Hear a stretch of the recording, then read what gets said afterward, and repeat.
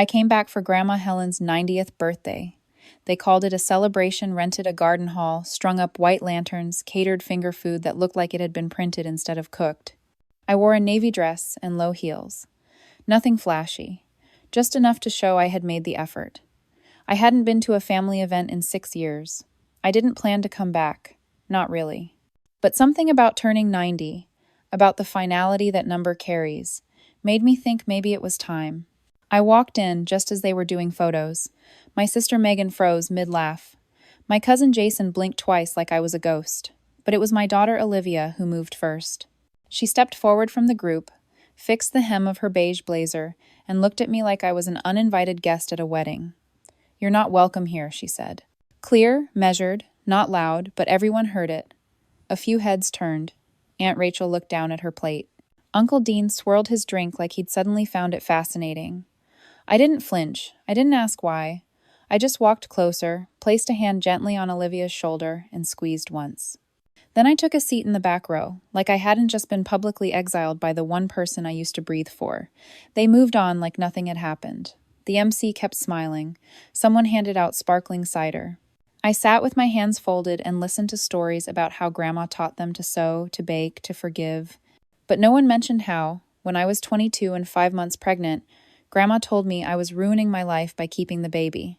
Or how she said, "That child will be your chain." She didn't say that with malice. She said it with a kind of resigned pity, like she was mourning me before I was even finished. And still, I stayed. I raised Olivia with no husband, no family support, no baby showers or casseroles or check-ins. Just me, the graveyard shift at the ER, and an apartment with more leaks than lights. I still remember how small Olivia looked that winter we lost heat. I bundled her in 3 sweaters, put mittens on her hands while she did homework under a flashlight. She never complained, not once. And maybe that's what broke me when she said it. "You're not welcome here." Because I remembered every parent-teacher night I went to in Scrubs. Every book fair I worked overtime for. Every Christmas I skipped sleep to wrap clearance toys in the break room. She knew all of that. She lived it with me. And yet, something or someone had made her rewrite the story. Maybe it was Megan, who always smiled too wide when Olivia came home from college. Maybe it was Grandma, who after years of silence suddenly sent Olivia a pearl necklace and a handwritten note. "You are the future of this family." I wasn't mentioned. Not even once. The photos resumed. They posed with 3 generations like I wasn't sitting 10 feet away. At one point, Olivia laughed at something Megan whispered. I watched her head tilt back, the same way mine used to. Same bone structure. Same stubborn eyes. But none of it mattered now. My daughter had decided I didn't belong. I didn't cry. I didn't speak. I stayed until the end, clapped politely, hugged a few confused cousins on the way out. Olivia didn't look at me again. Not once. When I stepped outside, the air was colder than I remembered. The parking lot was half lit, the kind of dim that makes everything feel older. I sat in my car for a while, keys in hand, watching the entrance. People came out in clusters, laughing, calling goodbyes over their shoulders. I waited until it was nearly empty. Then I started the engine. I didn't know it yet, but that moment, those 5 words from my daughter would be the fault line. The quiet, brutal start of a truth I had been avoiding for years. They hadn't just pushed me out. They had been preparing to erase me for a long time. That night I didn't sleep. I just lay in bed, staring at the ceiling, remembering Olivia's voice when she was 7. The way she used to say, "I love you, Mommy," like it was fact, like gravity. Now she looked at me like I was a disruption, something that needed to be handled. And the worst part? I still loved her. More than breath, more than blood. But love wasn't armor anymore. It was an open wound. It didn't start with Olivia's words at Grandma's party. That was just the part that cracked open. The rot had been setting in for years. The first real sign came 2 summers ago, when Olivia called less and less. She was always busy, always on a deadline, even during holidays. At first I didn't think much of it. She was building a life. She had dreams. I understood that. I was proud. She got into a graduate program out of state, a prestigious one, the kind people brag about at church. I sent her off with half my savings and the rest in casseroles. She cried at the airport, hugged me like it would split her in half. But 3 months in, she asked if I could transfer money to her temporary housing account because her roommate's check bounced. I wired $2,000 the next morning. No questions, just like always. Then came the internship in DC. She needed help with the deposit, another $1,500. I pulled it from my emergency fund, the one I kept for car repairs or medical bills.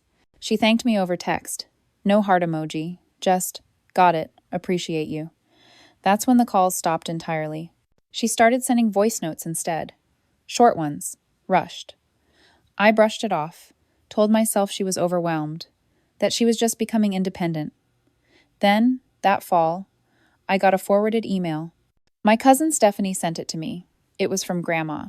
She had started a legacy initiative for the younger generation grants, mentorship, family networking. Olivia was the first name listed. Megan was the sponsor. I wasn't mentioned anywhere. I didn't even know such a program existed. I stared at the email, reading it again and again. There was a paragraph where Grandma talked about resilience and potential, and how some branches of the family had stepped aside, allowing new growth to emerge. I knew what that meant, knew who she meant. But I didn't say anything. I just stopped replying to the family group chat. Olivia didn't notice, or if she did, she didn't say. By winter, I was still sending monthly transfers to help with her living costs, $800 like clockwork. I didn't hear thank you anymore. I didn't even get updates. One day, I logged into my bank app to set up another payment and paused. I stared at the screen for a long time before clicking edit. Then I halved the amount, $400. Still generous. Still enough for groceries and utilities. Olivia texted me 2 days later. Not to ask if I was okay, not to check in. She just said, "Payment didn't go through in full. Is everything okay on your end?" No greeting, no sign-off. Just that. I replied. "I've had some bills, just adjusting for now. Let me know if you're in trouble." She didn't respond. A week later, I heard through a neighbor that Megan had been singing Olivia's praises at a brunch, talking about how driven she was, how well she fit in with the right kind of people. There was a comment half joke, half venom about Olivia having finally made it out of the shadow. I wasn't sure whose shadow they meant, but I had a guess. And still, I kept sending what I could. Even when my work hours got cut, even when my car broke down and I had to ride the bus in the rain. I'd sit under the dim yellow light in the kitchen, watching the auto draft clear from my account, and tell myself it was worth it, that Olivia was building something better, that maybe I didn't have to be in the picture as long as she got where she was going. But then came the brunch. 6 months before Grandma's party, I had been invited last minute, probably out of obligation. Megan hosted it at a lakeside rental with white chairs and name cards. When I arrived, Olivia was seated next to a man I didn't recognize. He wore a gray suit, no tie, hair perfect. I later learned he was a junior partner at her firm. She didn't introduce me, not even when I sat down beside them. I reached for her hand under the table, like I used to when she was nervous as a child. She pulled it away, just slightly, barely noticeable to anyone else, but I felt it, like frost under skin. After lunch, Megan pulled me aside. She had that smile she always wore when she was about to insult you politely. "I think it's best if you give Olivia some space," she said. "She's really carving out a new image. Clean lines, professional presence. It's delicate." I said nothing, just nodded once, then I left before dessert. That was the first time I realized. They weren't just leaving me behind, they were editing me out. Rebranding Olivia without the part of her story that included sleeping on a fold-out couch in a leaking apartment, without the woman who skipped meals so she could pay for violin lessons. I was too messy, too poor, too loud, too much history, so they cut me, bit by bit, dollar by dollar, until I was just a shadow with a checking account. The morning after Grandma's celebration, I woke up before sunrise. My hands were still. That was the first sign something had changed. For the past year, I'd been waking to phantom tremors muscle memory from stress I no longer admitted. But that morning, I sat up, turned off my alarm before it buzzed, and opened my laptop. I logged into my bank portal, stared at the last transfer I'd made to Olivia, the same $400 that had gone out on the first of every month, like clockwork for nearly 3 years. She never once asked where it came from, just assumed it would be there. I hovered over the scheduled transaction. Then I clicked cancel. It didn't feel like a betrayal. It felt like finally letting go of the rope I'd been burning my hands on. I didn't stop there. I went deeper into old emails, tax forms, financial authorizations. I'd named Olivia as a beneficiary on 2 insurance policies. I removed her. I had co-signed her renter's agreement in Boston, quietly, because she said the landlord needed someone older with a better credit score. I emailed the landlord, formally requesting my name be removed at next renewal. Then I opened a drawer and took out the envelope I hadn't touched since the week she moved out for college. Inside, printed receipts, transfer logs, handwritten notes. I'd kept reminders to send textbook money, dorm fees. Even that time, I Venmo'd her $75 at midnight for a rideshare home from a dangerous neighborhood. She had been at a rooftop party. I kept everything, not as leverage, not to guilt her, but because I needed to remember it was real, that I hadn't imagined the giving, that I hadn't exaggerated the quiet taking. I laid each document on the table like evidence, not for court, for myself. And then I breathed. For the first time in years, I didn't feel like I owed anyone an explanation. 2 weeks later, the silence broke. Olivia called. I didn't answer. She left a voicemail. Hey, I think the payment didn't go through. I checked and, yeah, just wanted to flag it. Hope everything's okay. No greeting, no softness, just a financial inquiry. I didn't call back. A day passed. Then 3. Then the tone shifted. Mom, she said in the next voicemail, I really need to talk to you. Things are tight right now. I counted on that support. Another pause. Please call me. I still didn't reply. I waited. Not out of cruelty. I needed to know how far she'd go before she saw it. The next call came at midnight. I answered. Silence on her end. Just breath. Then, you're mad. Not a question. You're punishing me. Still not a question. Why now? I said nothing. Let her fill the space. You just walked out. You didn't even say goodbye to Grandma. That was her last party, probably. Her voice cracked a little. Everyone saw you leave. Megan said you've been unstable lately. That made me flinch, but quietly. She told me you've been talking about cutting people off. She said I should be prepared. Prepared for what? I asked. My voice was calm, controlled. That you might make a scene. Or I don't know, that you'd pull something like this. I almost laughed. Like what? Stop sending money. Freeze people out. Walk away like it doesn't matter. I stared out the window. The streetlight flickered. What exactly did I pull, Olivia? What part of this do you think is sudden? She hesitated.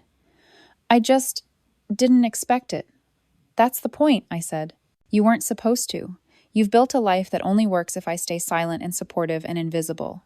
And now that I'm just silent, you think it's violence. That's not fair, she snapped. I've never asked you for anything you didn't offer.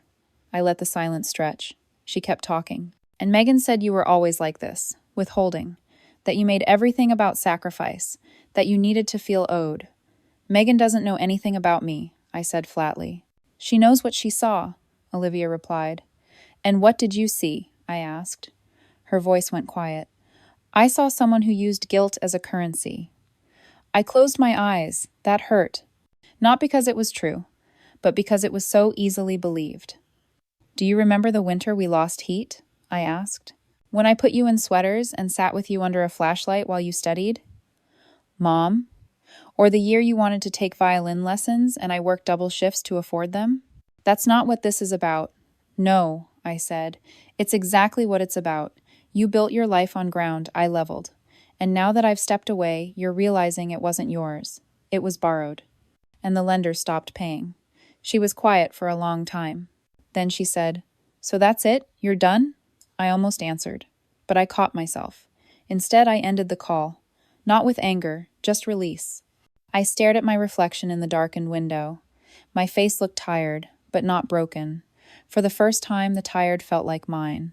3 days later, the doorbell rang. It was barely 8 a.m. I was still in pajamas, standing barefoot in the kitchen, stirring a weak cup of coffee. I ignored it the first time. No one came to my house unannounced. Not anymore. The second ring was longer. Insistent. I opened the door just enough to see through the screen. Megan stood there. In a beige trench coat, holding a reusable shopping bag that didn't seem to contain groceries. Her lipstick was perfect. You have a minute? she asked, like we were friendly neighbors instead of two women on opposite ends of a battlefield. I didn't say yes, just stepped aside. She walked in like she'd been here 100 times, like she still had the right. She sat at my kitchen table and looked around, taking in the chipped mugs, the half-dead plant by the window. I stayed standing. I thought we should talk, she began. About Olivia, about the situation. I said nothing. She cleared her throat. She's struggling, you know. Rent's due. Her program suspended the stipend temporarily. She didn't want to ask, but you did it for her, I said. Like always. Megan blinked. Just once. Then smiled. You're hurt. I get it. I really do. But cutting her off, it's not helping anyone. I looked at her.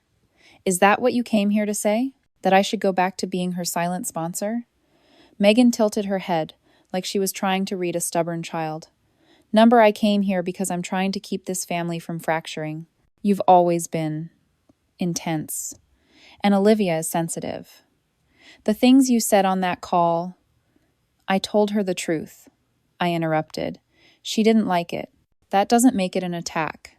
Megan leaned forward. You're spiraling. You think we're all out to erase you, but maybe you've just made it hard to be around. I almost laughed. The restraint in my throat tasted like blood. You mean inconvenient, I said. You mean I'm hard to include in the story you're all trying to tell about yourselves. This isn't about exclusion, Megan replied. It's about optics. Olivia's in a place now where she needs stability. Clean narratives. You complicate that. I looked at her. The way she sat with her hands folded, like a diplomat at a press conference. You mean I remind her where she came from? Megan didn't flinch. She's building something new. That takes space. I walked to the cabinet, pulled out a folder, placed it gently on the table. Do you know what this is? She glanced at it. Number. Every transfer, every wire, every invoice, every emergency loan I covered. Rent, tuition, co-pays, deposits. The down payment for that semester in Paris she called a scholarship. That was me, quietly, without applause. Megan didn't reach for the folder. We all do what we can, she said softly. You think I'm angry because I wasn't thanked? I asked. Number. I'm angry because I wasn't seen. Because when I stopped, it wasn't grief you showed me. It was confusion. Like the machine broke and no one remembered who built it. Megan looked away then. At the floor, at the wall, anywhere but at me. She's scared, she said after a moment. She's lost funding. She might have to leave the program. She's facing consequences, I finished. Like the rest of us. You'd really let that happen? Megan's voice cracked just a little. After everything? I picked up the folder, slid it back into the drawer. That's the point, Megan. Everything already happened. You just weren't paying attention. She stood, smoothed her coat. You think you're proving a point. But really you're just closing doors you can't reopen. I looked her in the eye. Good. Then I won't waste energy knocking. She walked out without another word. I watched her car pull away. Then I sat at the table for a long time. The coffee had gone cold, but the quiet was warm. Later that night, Olivia texted. Just 3 words. I need help. No punctuation, no context. No apology. I didn't reply. I turned my phone face down. 2 days later, a formal envelope arrived, thick paper, embossed return address, from Olivia's university. Inside, a notice of withdrawal, unpaid balances, lack of response. The program was releasing her spot. I stared at it for a long time. There was a number listed for appeals, an email for financial aid. I didn't call. I didn't write. I folded the letter once, tucked it into a drawer beneath old bills and expired coupons. Then I opened a clean notebook. Wrote 3 lines. January, tuition, $4,200. Paid. March, rent, $950. Paid. June. Final notice, unopened. I closed the notebook, not with resentment. Not with victory, just record keeping. Because if they ever came knocking again, I wanted to remember what silence really cost. A week passed, then another. The phone stayed mostly silent. No more voicemails, no midnight calls, just the occasional spam number I didn't answer. I had expected more noise, a final plea, a guilt-laced message. Something. Instead, it was like they'd gone underground. I should have felt relieved, Instead, I felt watched, like they were waiting for the right moment to strike with something bigger. And then they did. It started with a notice taped to my front door. I found it on a Tuesday morning, tucked under the screen, just above the mail slot. Request for verification of financial co-signature. It was from a bank I didn't recognize. I read it 3 times before it sank in. Someone had applied for a personal loan using my name as a co-signer. The application was flagged for missing income documentation. The bank was trying to confirm my consent. I hadn't given any. I sat down slowly at the kitchen table, heart thudding like a slow drum beat. My hands shook not with fear, but with a kind of quiet rage. There was no one else who could have done it. The documents they referenced matched Olivia's university, her lease, her identifiers. And my name, my full name, had been typed neatly alongside hers. Not written, typed, professional. Like someone had prepared for this to pass without question. I called the fraud line on the notice. Got transferred 3 times. Finally spoke to a rep who pulled up the file. She sounded calm, even cheerful, like this was just another Tuesday. Looks like the cosigner form was submitted digitally, she said. There's a matching ID on file, but the signature section is incomplete, which triggered the review. ID? I asked. Whose? Yours, ma'am. A scan of your driver's license. My blood went cold. Do you have a copy of it? Yes, but we're not allowed to release that without a legal request, she said. However, I can flag the account for suspected identity misuse. Do that, I said, voice flat, immediately. I hung up and sat still for a long time, not crying, not panicking, just absorbing. Someone had scanned my ID, uploaded it, used it, without my knowledge. I knew where they got it. Olivia had a copy back when she needed it for her lease agreement. I'd emailed it, trusted her. I shouldn't have. The betrayal wasn't loud. It wasn't a scream or a slap. It was quiet, calculated. The kind of betrayal that hides behind the phrase, "It's just temporary," and "I didn't know it would go this far." I printed the notice, marked the date. Then I pulled out a second folder I hadn't opened in years. Old legal forms, tax records, a photocopy of my will. I called my lawyer, Ethan. We hadn't spoken in a while, but he picked up on the second ring. I think I'm about to be pulled into something ugly, I said. He didn't ask for details. Just said, come in, bring everything. The next morning, I sat across from him in his small office while he scanned every page in silence. When he got to the loan notice, he raised an eyebrow. This is fraud, he said. We can file a report today. Do it, I replied, and I want something else. What? Full severance, financial and legal. Any account Olivia has access to, close it. Any authorization with my name, terminate it. I want clean lines, no more shadows. Ethan nodded slowly. You sure? I nodded. They already crossed the line. I'm just drawing it in ink now. That afternoon, I filed a fraud report. Froze my credit. Notified the DMV about the ID misuse. It was all so clinical. So procedural. And yet, it felt like morning. That night, I turned off my phone. Saturday, in the quiet with a cup of tea, and the house lights low. I thought about the first time Olivia asked for help. She was 17, scared, grateful. She had called me Mom like it meant something heavy and beautiful. I had held her while she cried about a failed exam and said, "You'll never have to walk through fire alone." I meant it, and I had kept that promise, even when it burned me. But now, I was out of flame. And whatever came next, police reports, legal filings, late-night regrets that would be hers to walk through, alone, like she chose. 3 days after the report was filed, Olivia showed up.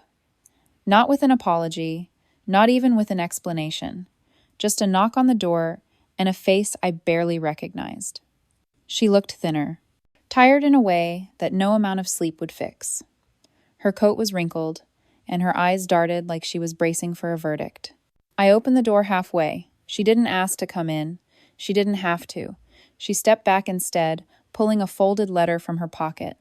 They said it was flagged, she said quietly. The loan. I didn't know it would escalate. I didn't reach for the letter. You used my name. I didn't submit it, she said quickly. Someone at the office, my friend, helped me fill it out. I didn't think they'd need the signature right away. It wasn't supposed to go through. But the ID, I asked? That didn't attach itself. She looked down. I just needed to secure the spot, the apartment. Everything was falling apart. I thought if I could just Float it for a few months. She trailed off. The wind picked up. Leaves scraped across the porch between us. You forged my information, I said. You misused my trust, and now you're standing here like I should be grateful you came clean. I'm not asking for that, she said. I'm just asking for help. Again. She flinched. You think I'm the villain now? No, I said. Villains have plans. You had patterns. She looked like she wanted to argue, to reframe, reword, rebuild. But there was nothing left to spin. You raised me to be strong, she said suddenly. To fight for things. Fighting doesn't mean stealing, I replied. It doesn't mean sacrificing people who would have given it freely if you had just asked. I was scared, she said. Then you should have come to me with fear, not a forged document. Her hands trembled slightly.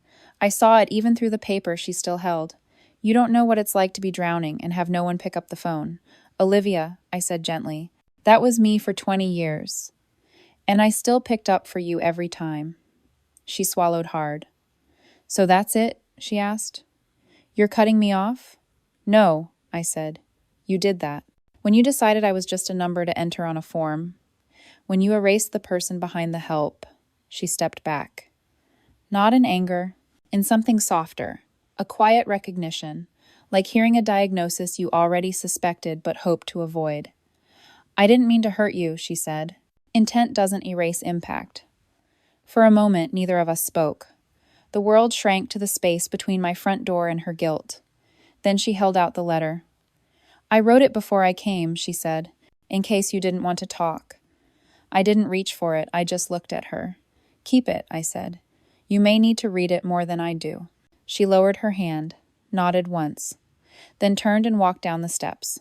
I closed the door, not with anger, just finality. That night, I sat at my kitchen table again, lit the small candle I keep near the window, the one Olivia made for me in 8th grade during art class. It had my initials pressed into the wax. I hadn't lit it in years, always saved it, protected it. Now I let it burn, not in spite, not in grief, just in ceremony, a small, steady flame for what was, a letting go of what would never be again. Weeks passed. December crept in quietly, no snow yet, just long evenings and the kind of wind that slipped through window frames like memory. I didn't hear from Olivia, not directly, but pieces of her life began to reach me in strange ways. A call from an old coworker. Hey, did you know Olivia's not with that firm anymore? A forwarded article from a parent I used to volunteer with. Saw this, thought it might interest you. Looks like they canceled the grant program for early career associates.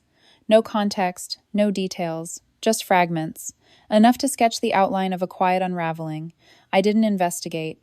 I didn't reach out. There was no satisfaction in her struggle. Just silence. The kind of silence that settles when a long storm finally gives up. And then came the envelope. Not from Olivia. From the university. A final summary of charges, balances, and withdrawal status. Marked, final notice, no response. I read it once, then placed it in a box under the bed with the others, documents I never wanted to own, proof of love that had turned into debt. In January, Megan called. I let it ring. Then again. On the 3rd call, I picked up. She's living with me now, Megan said. No greeting. For now, anyway. I said nothing. She's quieter than usual. Doesn't go out much. It's like she's waiting for something. Then let her wait, I said. Megan sighed. You made your point, but she's still your daughter. And I was still her mother, I replied, even when she treated me like a liability. She made mistakes. No, I said. She made decisions. There's a difference. Megan went quiet. Then, she's asked me not to mention you, but I thought you should know. Why? I asked. Because she's finally silent? Because you're both alone, she said. I hung up, not angrily, just because the call was over. That night, I cooked a full dinner for one. Real food. Salmon, rice, greens. Set the table. Ate slowly. Let the room be still. Afterward, I pulled out the letters. Everyone Olivia had sent before things began to fray. Birthday cards. Holiday notes. Scribbled love from 2nd grade. College acceptance, joy. All that ink from years ago, full of words like proud and grateful and thank you for everything. I didn't read them for nostalgia. I read them to remember that once she knew. Once she saw me. I placed them back carefully, tied the ribbon around the bundle, then put it away, not out of bitterness, just out of clarity. 2 weeks later, another message came. Not a call, not a letter, a notification. Olivia had tagged me in an old photo one from her high school graduation. Me standing behind her, arms around her shoulders, her smile young and unguarded. The caption said, "Before the world got complicated." I stared at it for a long time, then opened the comment box. Typed, "Complicated is just what we call things we don't want to fix." I didn't press send, just sat with it, then deleted the words. Closed the app. That was enough. Not forgiveness. Not closure. Just stillness. The kind that comes when you finally stopped waiting for someone to become who they used to be. Spring arrived late that year. The cherry trees on my block bloomed half-heartedly, petals pink but sparse, as if even the seasons had grown cautious. I didn't mind. My days had settled into a rhythm too quiet to be disrupted by weather. Morning walks to the bakery, evenings with books I never used to finish. I had started writing things down again. Not letters, not messages. Just memories, not to share, just to witness. One afternoon, while dusting the shelf near the back hallway, I found the ceramic owl Olivia made in 5th grade. It had one eye slightly larger than the other, and a chipped wing where it had once fallen off the kitchen counter. I cleaned it gently with a soft cloth and set it upright again, between the candles. It looked out of place, but I left it. Some things deserve to stay where they began. The next day, I received a package. Small, no return address. Inside was a folded piece of thick paper, no note, just handwriting I knew better than my own. "I'm sorry," 2 words. No signature. But the paper smelled faintly like the jasmine lotion Olivia used in high school. Underneath it was a USB drive. I hesitated, then plugged it into the laptop. A folder opened with a single file. Application letter. It was a draft of a new program Olivia was applying to. A public service fellowship. Community outreach. Policy reform. Her essay was honest. Too honest for the Olivia I'd known these past 5 years. She wrote about mistakes, entitlement. About learning that having someone to call doesn't mean you get to keep calling without giving something back. About rebuilding. Not reputation, but character. She didn't mention me by name, but the shadows of me were there, in every line, in every pause. She had written it not for me, but because of me. And somehow, that was more important. I didn't respond. There was nothing I needed to say. The letter wasn't an invitation. It was a confession she needed to make to herself. Months passed. I moved apartments. Smaller, quieter, sunlit. No ghosts in the walls. I sold old furniture. Gave away boxes of things I used to keep, just in case. I kept the owl. I kept the candle. One morning in June, I received a card. A simple white envelope with my name written in blue ink. No stamp. It had been hand-delivered. Inside, an invitation. Not to a wedding, not to a party, to a community panel. Olivia was listed as one of the speakers. Repairing What We Inherit. The title struck me. I held the card for a long time. I didn't go. Not because I was angry. I simply understood now what love without permission becomes, and what dignity costs when you're the only one paying it in installments. That night, I took the invitation and placed it in the same drawer as her old letters. Not forgiveness, not forgetfulness, just another record. The week after, I volunteered at a neighborhood clinic. Nothing big, just helped sort supplies, organize forms. One of the nurses introduced me to a young woman struggling to apply for school aid. Her name was Kaya, 17. Fierce eyes, soft voice. Her hands shook as she filled in the income section, crossing things out, starting again. I sat beside her and helped her line by line. Didn't ask questions, just made space. When she finished, she looked at me and whispered, "No one ever helps me like this." I smiled. "They will. You just haven't met the right people yet." She nodded, eyes wide. That night, I walked home under a soft pink sky, the kind that makes everything feel just barely survivable. And I thought, maybe this is what it means to mother without obligation, to love in the open, where no one can mistake it for leverage. Olivia hasn't written again. I don't expect her to. Some roads don't circle back, they just fade into distance. And still, I light the candle. Let it burn down slowly, clean and steady. Not waiting, not hoping, just watching. Because sometimes the deepest healing comes not from reconciliation, but from finally learning that you were never the one who broke things in the first place, and letting silence do the rest.